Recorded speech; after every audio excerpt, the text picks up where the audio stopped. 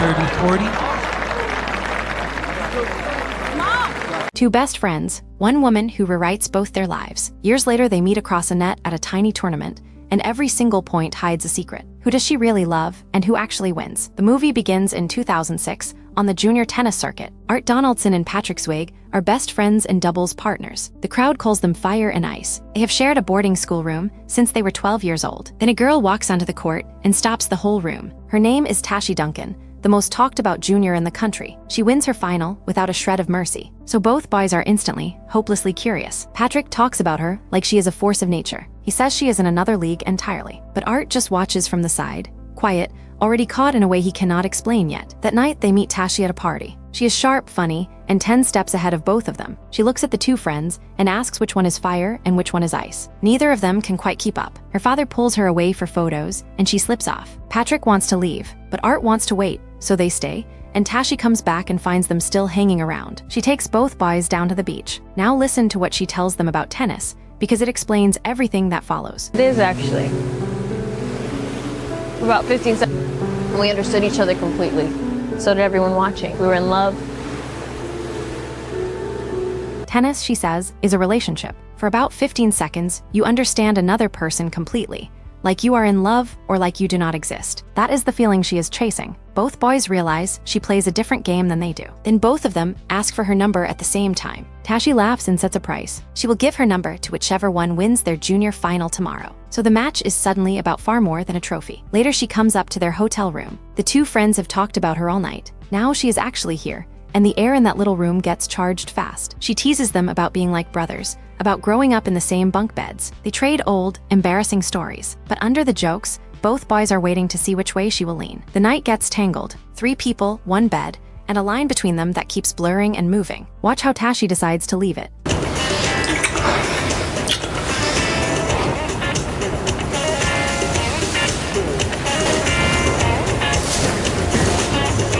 She stands up and walks straight out the door before anyone can claim a thing. That is Tashi in one moment. She leaves them both wanting more and settles nothing. But her rule still stands. Beat your best friend tomorrow and you get me. So the two boys walk onto that court the next day playing for a girl, not a title. Patrick wins the match, therefore he wins the number, and he wins Tashi. Art swallows the loss and says nothing at all. That silence will sit inside him for years. Tashi sets her pro dreams aside and heads to Stanford, wanting a life beyond hitting a ball with a racket. Patrick chases the pro tour instead. The two of them try to keep a long-distance romance alive across the country. Art follows Tashi to Stanford too, always nearby. He tells himself he is only being a good friend. He is not. He is still quietly, completely in love with her, and he is patient. Art even builds a secret signal with Patrick. If Patrick and Tashi were ever really together, Patrick will place the ball dead center on the neck of his racket before he serves. A private little code between two friends. Remember that detail. When Patrick visits, Art quietly plants a seed of doubt. He hints that Tashi may not see the relationship as seriously as Patrick hopes. He says he only wants to protect his friend from getting hurt. Patrick sees right through it and calls him a snake. But he is also a little impressed. These two have competed for everything their whole lives,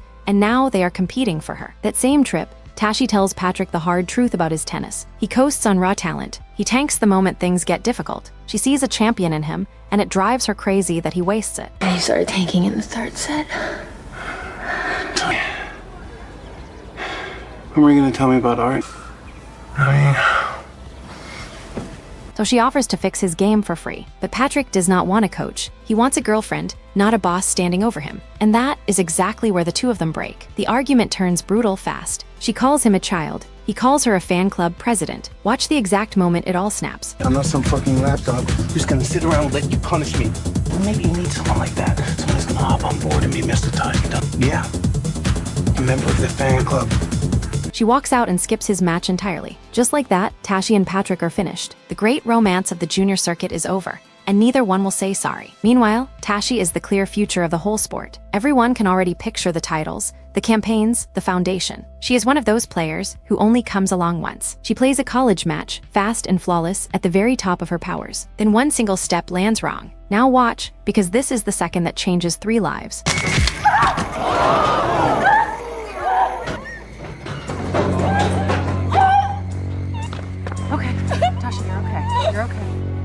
Her knee gives out on the court. This time the scream is nothing like the beautiful one from the beach. In one instant, the greatest career tennis was waiting on is finished before it ever truly starts. Patrick, who came to watch, gets thrown out of the room, and nothing is ever the same. But Art stays. In the worst moment of her life, Art is the one who does not leave her side. So a quiet door opens between them, one that had been shut for years. Years pass. Tashi never plays competitive tennis again, but she cannot let the game go. She lingers around courts as a hitting partner, watching other players climb toward the life that was taken from her. Art, now a rising pro, asks her to become his coach. Then, at last, he says the thing he has carried since he was 18. He tells her he has been in love with her the entire time. He asks if she is still in love with him too. Who wouldn't be, she answers. And this time, after all those years of watching from the side, Art is the one she chooses. So they marry, and Tashi becomes his coach. She is relentless, precise, and impossible to satisfy. She pours the career she lost straight into his. She will build the champion she can no longer be. Under her, Art turns into exactly that. 6 Grand Slam titles, 2 at Wimbledon, 2 Australian Opens, 2 French Opens. On paper, he becomes one of the best players in the world. But one prize keeps slipping through his fingers. The US Open,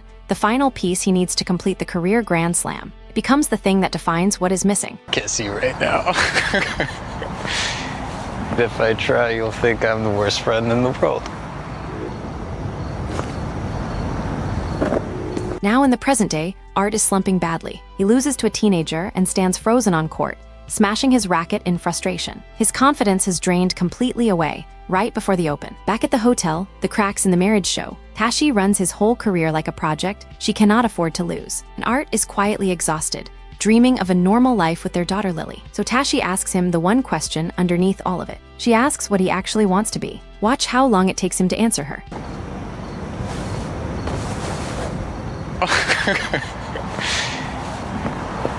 Think I'm the worst friend in the world. A tennis player, he finally says. It is the answer she needs. So Tashi builds a plan to rebuild his broken confidence from the ground up. Her plan is almost cruel in its logic. She enters him in a tiny event far below his level, a small challenger in New Rochelle, at a place called Phil's Tire Town, where nobody could possibly shake him. But across town, Patrick has hit rock bottom. He is broke, sleeping in his car, and charming his way into free hotel rooms. His golden career simply never happened. He drags himself into that same small challenger just to make rent, needing the little prize money to survive. Then he hears a rumor. There is a last-minute wild card in the draw. He asks the front desk who the mystery player is. The answer lands on him like a slap he never saw coming. It is Art. After 13 years, the two friends are stuck in the same tiny draw at the same rundown club, and Tashi is right there with them, closer than ever. Both men start winning their early rounds with ease, so the impossible slowly becomes real. Fire and ice are drifting straight toward a final against each other, exactly like the old days. Away from the courts, Patrick and Tashi come face to face in the hotel. The old pull is still there between them, and so is the old anger. She warns him coldly to stay away from her family. She reminds him that he always falls apart in the second round. She's sure he will lose early and disappear again. But this week, for once, Patrick does not fall apart. Can't see right now. If I try, you'll think I'm the worst friend in the world. Match after match, both men keep winning, so they collide in the final, precisely the meeting nobody planned. Every point that follows still hides the same old question of who Tashi really wants. The night before the final, the two friends end up alone in a sauna. After a week of pure silence, years of buried resentment finally crack open in the heat. Patrick pushes hard. He says Art is not really angry about the injury at all. He says Art is still disturbed that Tashi once wanted someone like Patrick, back when they were just teenagers. Art hits back with the only thing that has ever mattered to him. Tennis, he says, is about winning the points that count. And he wins. A lot. Patrick, for all his charm, has never once beaten him. Patrick, softer now, says he misses playing with his oldest friend. But Art walks out cold, refusing to say it back. The friendship of a lifetime feels completely finished. That same night, in their room, Tashi and Art circle the real fear neither will name. He admits he wants to walk away from tennis after the season, whether they win the Open or not. He is simply tired. He tells her he is playing for both of them and always has been. Then Tashi says something that turns the whole final into something far bigger. Listen. Don't win tomorrow, I'll leave you.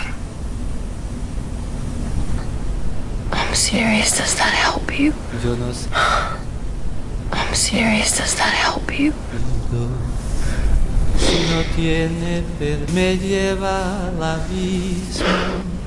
If he loses tomorrow, she says, she will leave him. And she means every word. So a meaningless little challenger final suddenly becomes the whole of Art's marriage and his future. Then, on the very eve of the match, Tashi does something reckless. She slips out into the windy night, and finds Patrick alone in his car. The old danger comes rushing back. She asks him to throw the final. Art needs this win to believe in himself again, she says. So just let him have it. Give the match away on purpose. Patrick refuses, then bargains, then accuses her of coming for reasons she will not admit. The whole thing turns furious. Watch what she does when he finally goes too far. You gonna hit me again? Huh?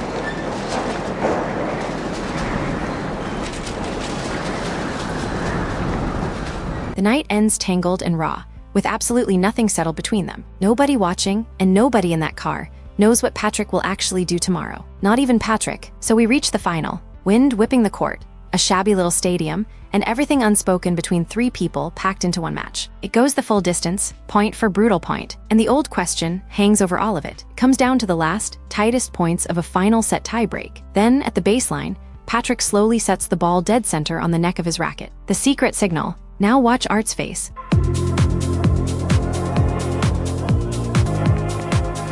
Game is wide. Tiebreak. Art sees the tell. In one heartbeat, he understands the whole truth about Patrick and Tashi. So something inside him breaks wide open, and he plays the most alive tennis of his entire life. The final rally turns savage and beautiful at once. For a few impossible seconds, the two friends stop being enemies. They are boys again, understanding each other completely, exactly the way Tashi always described the game. The rally climbs and climbs, the crowd roaring, the wind screaming, everything they have ever felt for each other pouring into the ball. This is the 15 seconds. This is the love and the war, all at once. Then the final ball hangs in the air. Now watch what Art does at the net.